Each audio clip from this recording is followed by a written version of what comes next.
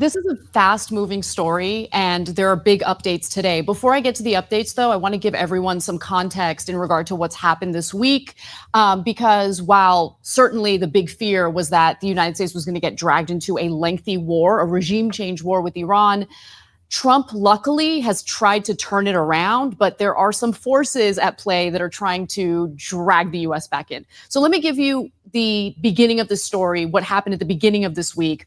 So after Trump's surprise bombings of Iranian nuclear facilities, it's become, to me, abundantly clear that this man does not want to go to war with Iran. He doesn't want a regime change war, which is why it appears he's so salty over the fact that there was this leak coming out of the Pentagon. And it was a release of this preliminary report, meaning it was incomplete, that seemed to indicate that the strikes on these nuclear facilities weren't as effective as the Trump administration would have you believe. So here's CNN kind of giving you the surface level details of that leaked Pentagon report.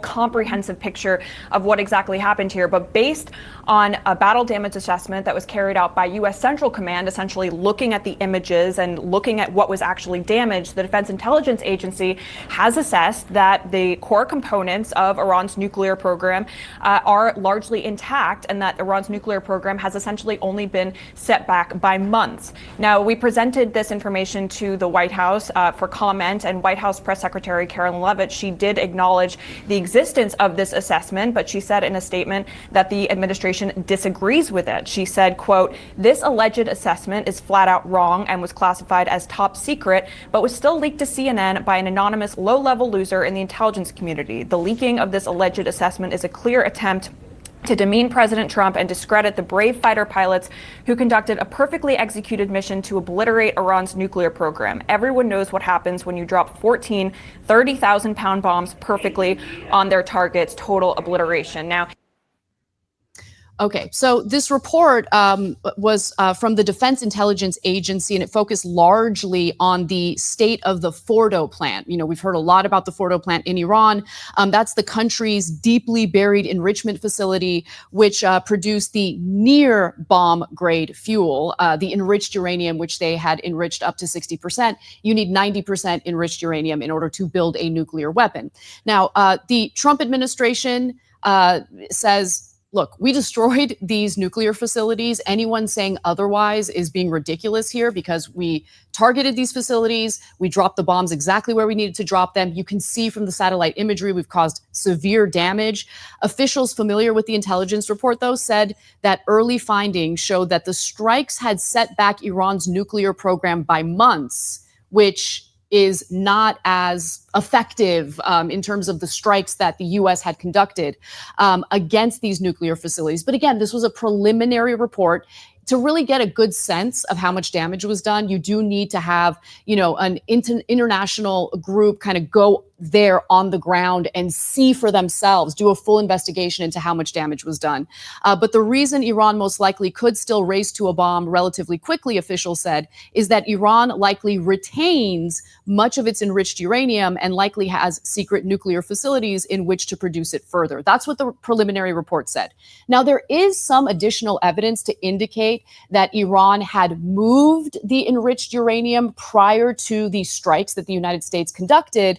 And I think that if that is the case, it's probably because of the fact that Trump kept hinting at the fact that they were going to bomb the nuclear facilities. So maybe don't do that if you don't want them to move the enriched uranium. But again, they suspect that might be the case. We still don't know for sure. But Trump is not buying it. Take a look at what he had to say in response to this report. Thank you, sir. You should really say how great our soldiers and our warriors are. I think everyone appreciates our soldiers and our warriors. I do have two questions for you, Mr. President. You just cited Israeli intelligence on these attacks. Earlier, you said U.S. intelligence was inconclusive. Are you relying on Israeli intelligence for your assessment of the impact of the strikes? No, this is also Iran made the statement.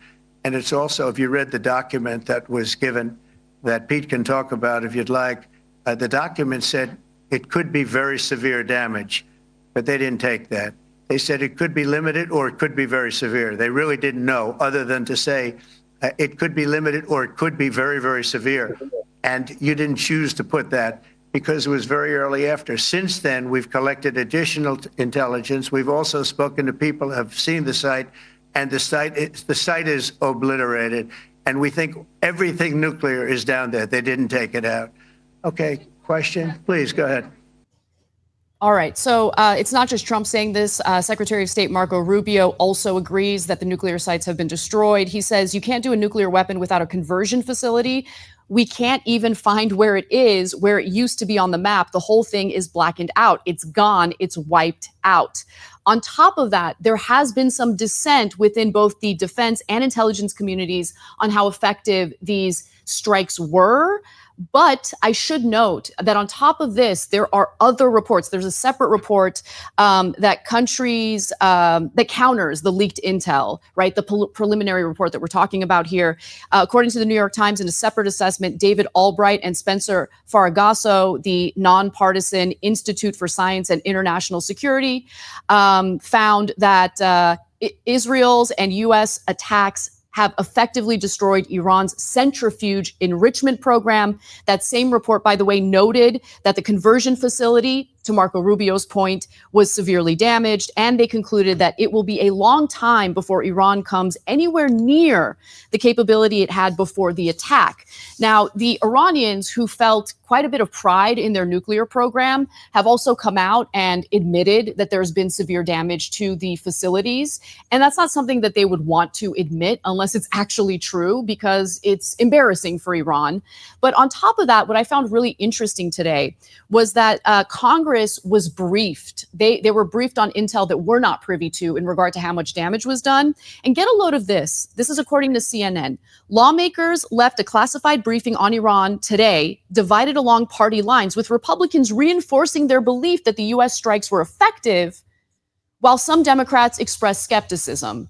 And to me, politicizing this issue based on party lines is so gross. Like, we need to know what the truth is. And if Democrats want to come out and be skeptical about the damage done to the nuclear facilities, it's because Trump is the one who carried out the strikes and they don't want to give him credit for it. But all signs, whether you're talking about satellite imagery, whether you're talking about, intelligence reports that are a little more completed, not preliminary, when you hear from the Trump administration, it does seem like they've caused severe damage to the nuclear facilities. The other thing that I would bring up is, why was that preliminary report leaked by someone in the Pentagon? You don't leak it to CNN unless you have an agenda. There's something you're trying to get accomplished, right?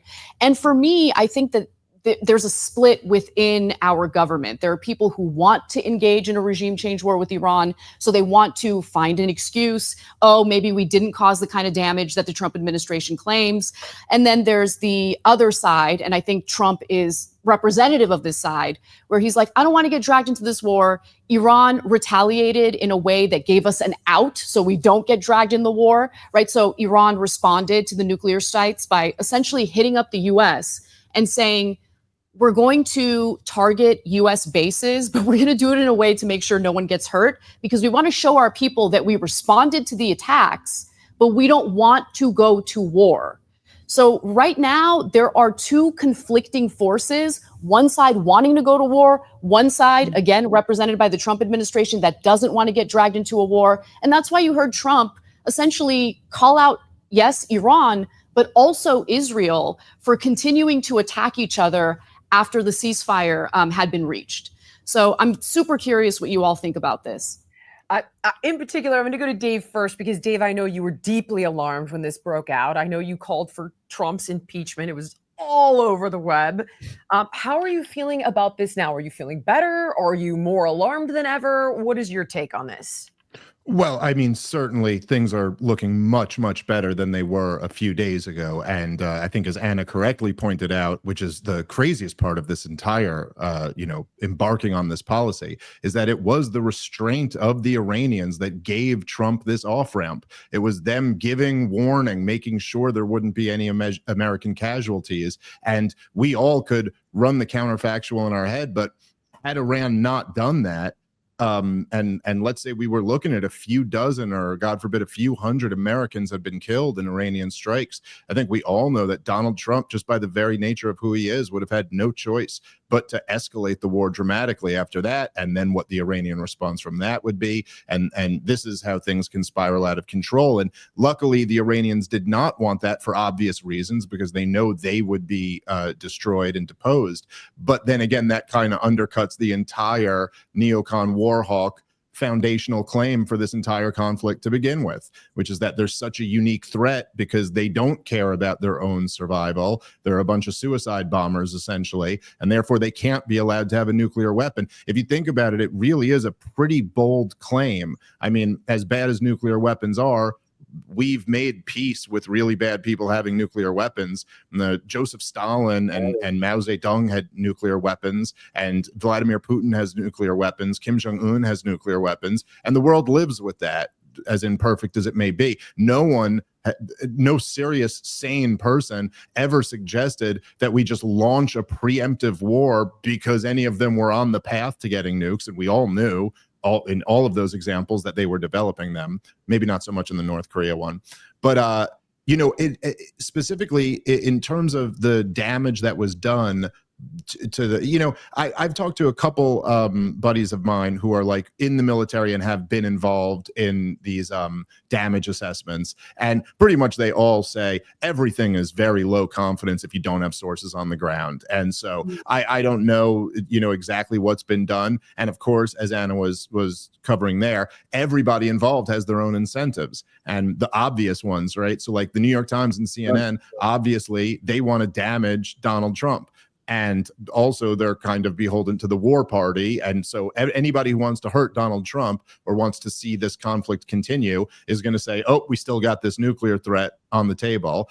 Trump, on the other hand, wants to brag about how successful his mission was. So he's going to say total success. And then the Iranians are caught in a very strange set of incentives where, as Anna pointed out, yes, they don't want to seem weak and admit that they were hit bad or effectively, but at the same time, they don't exactly, this regime who just went out of their way to give us 24 hours notice so that this war wouldn't escalate, does not exactly want to scream to the world that, oh no, you have not degraded our nuclear threat, and we're right back in the same place with the same justification for further strikes. So who knows? I guess I would just say I have absolutely no idea what the answer is, but for my own propagandistic reasons, I like the Trump claim the most. Like, yeah, guys, the threat's totally been eliminated. We don't have to fight this war anymore. Of course, the truth is that the Iranian nuclear threat never existed, and that everybody involved knows this. The IAEA, the Director of National Intelligence, just released her annual threat assessment. She testified before Congress about it. Iran had not yet made the political decision to go after nuclear weapons, let alone how close they were to achieving them. Even Benjamin Netanyahu, who is most famously known for lying about how close the Iranians are to developing nuclear weapons, said in his interview with Brett Baer, maybe a year, maybe 13 months. But everybody knows that in order for Iran to actually develop a nuclear weapon, they'd have to kick the inspections regime out, which they're still compliant with the JCPOA. It's only America who pulled out of that. And so they'd have to kick the inspectors out. By all reasonable assessments, it would probably be years before they developed a nuclear weapon, let alone a deliverable nuclear weapon. So in other words, there was no imminent threat. There was no justification for this war. It was launched in the most dishonorable way, pretending to be in negotiations and then sneak attacking.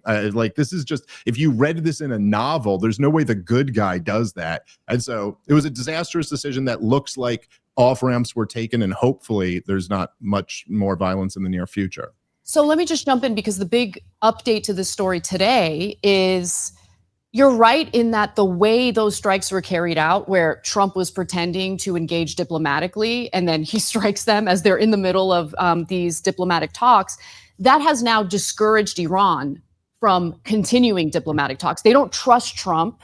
And so they've basically said, no more diplomatic talks. We're not going to negotiate with Trump anymore.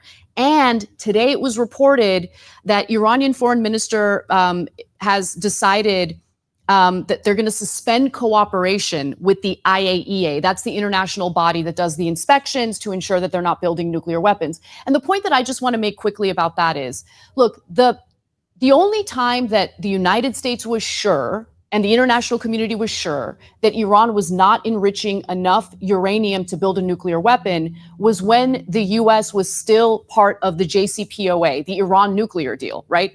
Diplomacy was really the only way to make sure that they weren't developing a nuclear weapon. And now it appears diplomacy is off the table for Iran since they're suspending this. I think that's a bad move by Iran. I really wish they didn't do it. I wish that they continue to comply and allow the inspectors to come in. But this is what happens when you go in the direction of bombing as opposed to the direction of diplomatic negotiations and deals that include other international players that will do the inspections. So Trump, to his credit, says that he has a secret plan. I don't know what the plan is. It's a secret to get Iran back to the negotiating table. I hope it works because diplomacy is always better than war. But we'll see how this plays out. Dave, I really respect where you're coming from, but I do have to say it's a little bit disingenuous to say that Iran wasn't a threat. Why do they need a space program? Why do they need to enrich uranium to 60% and above? Why do they refuse to have inspectors come in, not just today, but weeks ago? They violated the agreement. So although I'm sympathetic to a lot of what you're saying, I also think it's not completely fair to say Iran isn't a threat when administrations across the political divide all agree on one thing, and that is Iran must not have nuclear weapons. There is something I want to point out, though. I think President Trump, when he dropped the F-bomb on the south lawn of the White House, was the first time that the president of the United States intentionally used profanity, used that word. And I think he didn't do it lightly because he called out, as Anna said, both Israel and Iran. Both of them violated the ceasefire. And I think it was very important to show the world that he isn't completely in Netanyahu's pocket. Another thing is that now Iran unfortunately has leverage because we don't know where their advanced centrifuges and enriched uranium are. There are reports that trucks were seen one day before the attack ushering something out of the site. We don't know what it is, but according to some reports, all it takes are 10 trucks to remove the enriched uranium. So they now have a negotiating leverage that they didn't before, which is, I think, highly dangerous. So I don't know how I feel about the strike. I lean toward the Massey side of things in that we really shouldn't get into it. We really should focus on things here at home. But at the same time, I understand that the status quo is absolutely untenable. Amy. Yeah, I think I want to say, just to Anna's point, that's just common sense. Like, you don't need to have any type of political, geopolitical acumen to see that when you are in the middle of literal peace negotiations, and then you go and you co-sign on a strike, a devastating strike, obviously there is going to be no avenue to be able to get them back to the negotiating table. If Donald Trump thinks that he has a rabbit in his hat, I would very much love to see it. But the way I envision this thing is the only way that he would be able to get into legitimate negotiations once again is, well, it won't even be him. It'll be when the next president comes into office, or if there is indeed a regime change in Iran, because we know the relations that the American government had with the previous regime, before the shift in the 70s. So, I mean, it's really not surprising the way all of this has played out. We shouldn't really be sitting back and be surprised that they have withdrawn from the Non-Proliferation Treaty. Obviously, it's something to be concerned about, but it's simple cause and effect, people. What did you think was going to happen under these set of circumstances? So that's my perspective. I will say, obviously, this was a very well-debated topic on our last show. And I made the astute observation that I know I'm smart enough to know I'm too retarded to comment on this. And since then, I very much hold, similar mindset. But what I will say is I'm pleasantly surprised at the way that things have been handled, the way that things have been buttoned up, but I'm still extremely cautious. And I don't think that this is any cause for major celebrations. We shouldn't be counting our chickens before they hatch. We need to be watching this diligently to see what comes about. But I will say You know, I have eaten some of my words, and I am impressed to see the way that this has been responded to. The fact that there was a ceasefire announced, and also the fact that Trump was critical of Israel when he was talking. I mean, for me, the second most impactful thing, aside from they don't know what the F they're doing, is he said that Israel dropped bombs the likes of which he has never seen. And I know that Trump is fond of hyperbole. He would probably describe a cake in the same way, right? Anything. But it's still the fact that he was able to give some criticism of Israel. To your point, Lindy, I think that was nice to see him condemning it from both sides. By the way, CNN is reporting that the Trump administration has discussed possibly helping Iran access as much as $30 billion to build a civilian energy-producing nuclear program. And that's what he's offering to Iran to bring them back to the negotiating table. I don't know if that's going to work. But one other point that I'm going to make, and I'm curious what you think about this, Dave. Look, we're talking about three different countries here, right? You have Israel and the United States on one side. In my opinion, pretending like their concern is the nuclear program, when in reality, certainly in the case of Israel, they want a regime change war. That was really the end goal of this war, which is why you saw the Shah's son, doing endless interviews and stuff like that, because he was supposed to be the person replacing the current regime in Iran. But also, if you're a nuclear power, you know that other nuclear powers are not going to strike you because that is mutually assured destruction, absolute annihilation, right? So if Iran did obtain a nuclear weapon, I don't think they would be stupid enough to literally use it, because they know that if they used it, let's say, against Israel, well, there would be severe consequences for the people of Iran because the US would use nukes against them. I think Iran wanted a nuke specifically as a deterrent, especially when you have someone like Netanyahu for decades talking about how he wants regime change in Iran. That's my read of it. But what do you think, Dave? Yeah, well, I could get into that. There's just no question that the Israelis, certainly the Likudniks and the neoconservatives, have wanted a regime change in Iran, and they've been openly talking about that since way before they started using this phony 60% enriched uranium threat of a nuke. And so, this Iran was put on the axis of evil after 9/11, and as you can listen to 4-star General Wesley Clark say in his own words, he saw that the plans had already been decided upon, that we were going to overthrow the government in Iran in 2001. And of course, George W. Bush wanted to go for it in 2007. And it was his own Pentagon that told him we absolutely could not do this because we don't have escalation dominance in a war with Iran. And we would just take tens of thousands of lives lost. And it would require a military presence north of 500,000 troops in order to overthrow the regime. And, I'm not sure exactly what, Linda, you think was disingenuous about what I was saying, but in your response mentioning that the establishments of the Democratic and Republican Party both agree on something, I think we should all acknowledge that the days of that being a meaningful point are long gone. No kidding. The Democrat and establishment, the establishment of both major political parties agrees with the war party. No kidding. That doesn't make it true. And the idea that anybody could even try to convince you that Iran poses some type of imminent threat to the United States of America is frankly goofy. I mean, I just don't know. Maybe Kuwait's about to overthrow us, or we really got to look out for Liechtenstein. They may take down the United States of America. I mean, I'm sorry, the 60% enrichment thing is a joke. This is just not. Look, they were in negotiation. They were, as Anna pointed out, they were compliant when America was involved in the JCPOA, and they're still compliant with the JCPOA at 60% enrichment.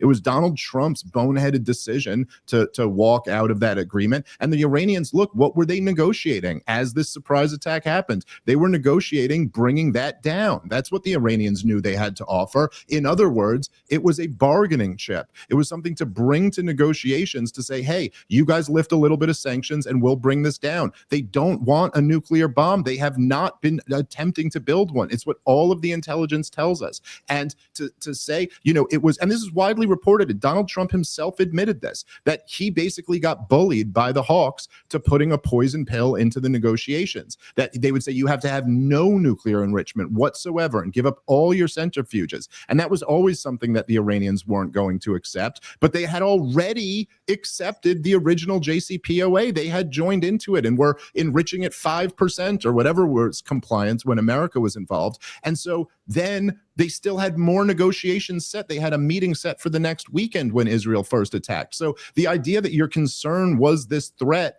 is just, I'm sorry, this is just like doesn't meet the basic smell test. Let me respond to that, Dave. I have a series of questions for you. Sure. If Iran wasn't a threat to America and they weren't deciding and they weren't moving towards a nuclear weapon, why did they build a nuclear facility literally under a mountain at Fordo? Why was that necessary? Why was it in a bunker under such tremendous secrecy and under a mountain? Why did they have to go to such great lengths to conceal their program? Thank you so much for watching Her Take. If you like the show, can you help us out by subscribing to the channel, clicking the notification button, sharing, commenting, joining the conversation? It helps us out a ton with the algorithm. We appreciate you.